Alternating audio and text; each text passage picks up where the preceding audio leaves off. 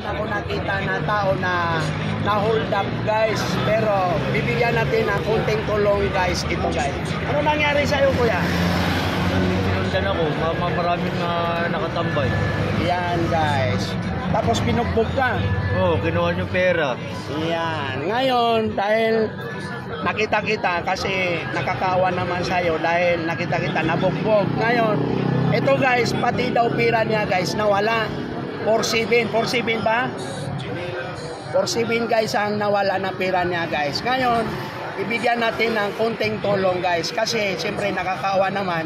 Bigyan natin ng konting tulong guys. Bakit ka nabugbog? Hindi ko alam kasi parang sila na naka-rugby.